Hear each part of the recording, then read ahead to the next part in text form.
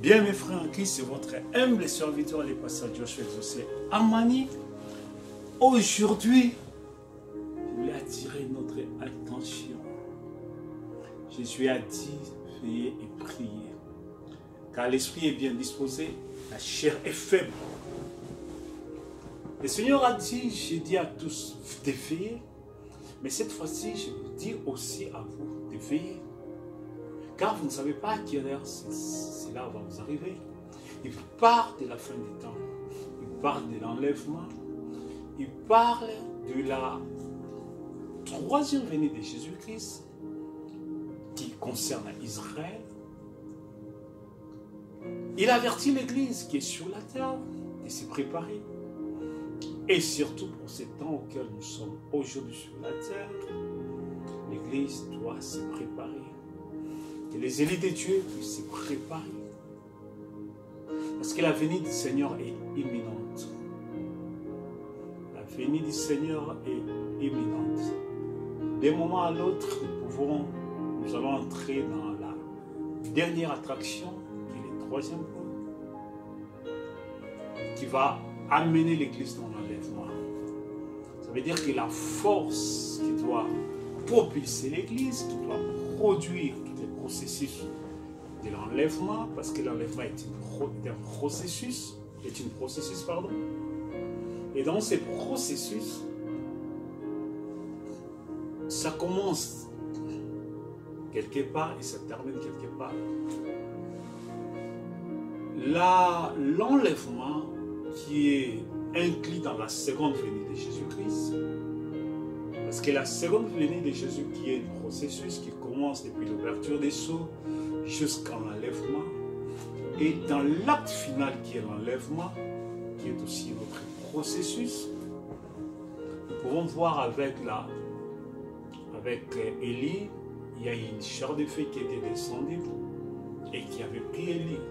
Et les chars de feu avaient apporté une puissance, une transformation qui avait défié la loi de la gravitation. Parce qu'avec cette char de feu, Élie, son corps a été transformé. Il est entré dans les chars de feu et il a été amené au ciel. Il y a une transformation totale et complète. Il faut voir aussi la vie de notre Seigneur Jésus-Christ à sa résurrection. Ça veut dire la puissance de la résurrection qu'il a transformée et qu'il a prêtée pour être enlevé. La puissance de la résurrection a fait que notre Seigneur pouvait, lui qui pouvait marcher ensemble avec les disciples, lui qui allait prêcher ensemble avec les disciples, lui qui allait dormir ensemble parce qu'il passait parfois la nuit chez Lazare, Marthe et Marie, il y avait une chambre disposée pour le Seigneur, et aussi il allait sur la montagne pour prier. Il s'est retiré dans la montagne des Oliviers avec les disciples. Il dormait, il s'est réveillé et puis il allait se prier. Il allait prier. Lui qui a passé toute sa vie, 3 ans et demi ensemble avec les disciples. Il a passé ça ensemble avec les disciples. Il mangeait ensemble avec eux. Il allait prêcher, prier pour les malades. Mais après sa mort, sa résurrection, ça veut dire la puissance de la résurrection a fait que il n'est plus rentré en vivre le vécu quotidien ensemble avec eux. À partir de là, il avait une autre vie. Sa vie avait complètement changé. Il n'avait plus la même vie qu'il avait avant. Il n'avait plus le mode de vie qu'il avait avant. Il ne passait plus la nuit ensemble avec eux. Il venait le visiter. Et après un temps, il repartait. Avant, il venait à pied. Mais cette fois-ci, il transitait. Il transcendait. Ça veut dire qu'il quittait l'étape physique. Il entrait dans le monde spirituel. Il quittait la dimension physique pour entrer dans la dimension spirituelle. Il pouvait lui qui entrait par la porte. Mais là, il pouvait traverser les murs et partir. Il pouvait venir rester avec quelques minutes, quelques heures. C'est comme il a passé 6 heures avec les 2 disciples, chez Mesdames d'Emmaüs, en train de leur prêcher l'évangile, de leur parler de tout ce qui pouvait arriver sur le Christ depuis l'Ancien Testament, dès que la prophétie a été annoncée, et l'accomplissement de la prophétie. Et jusqu'à ce qu'ils sont arrivés à entrer dans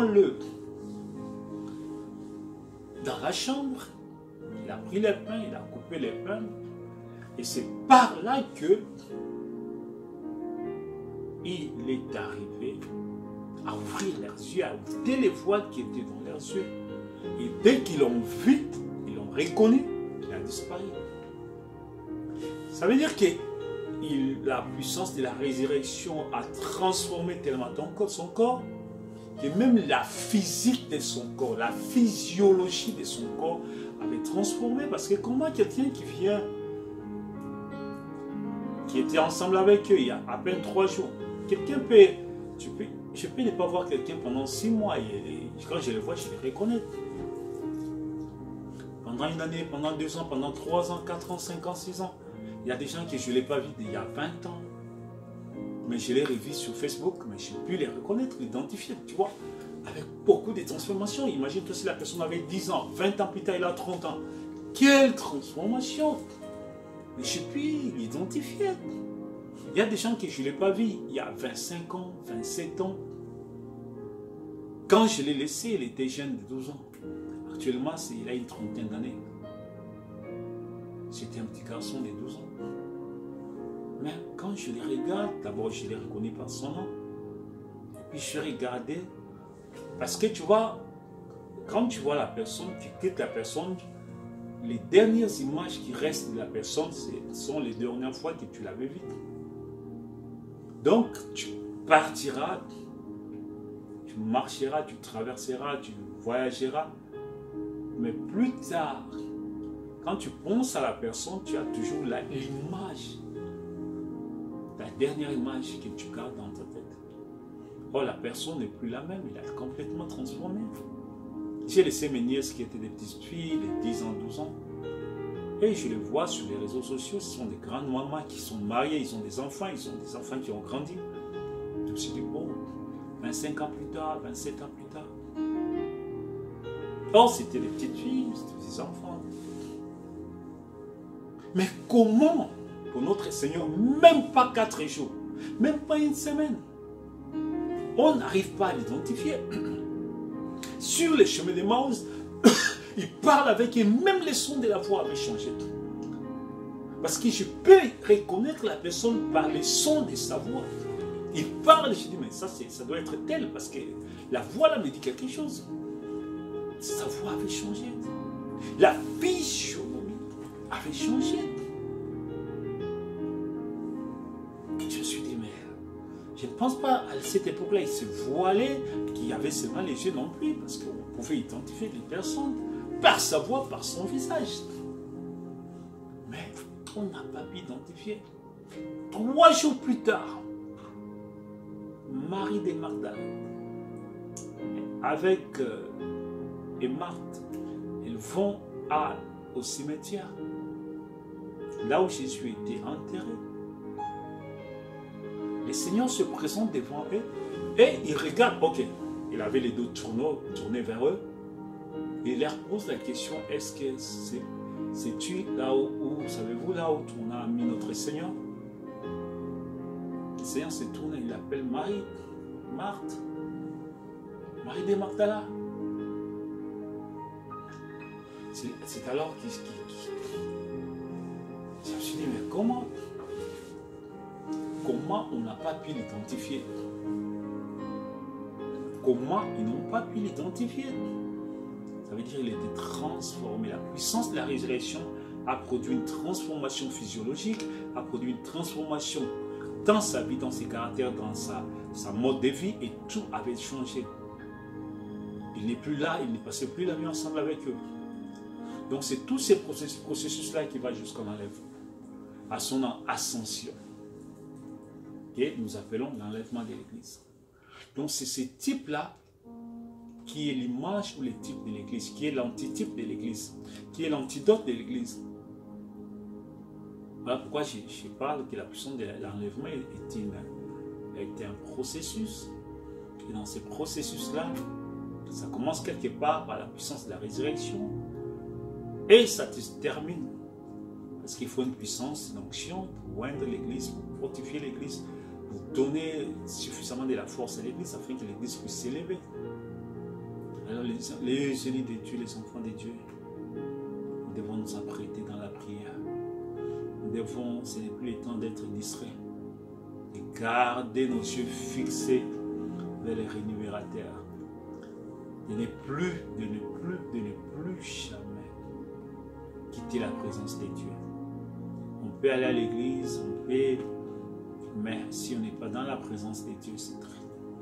On doit toujours garder cette présence-là avec nous, afin que sa volonté parfaite, que le plan de Dieu sur nous puisse s'accomplir librement, totalement et complètement.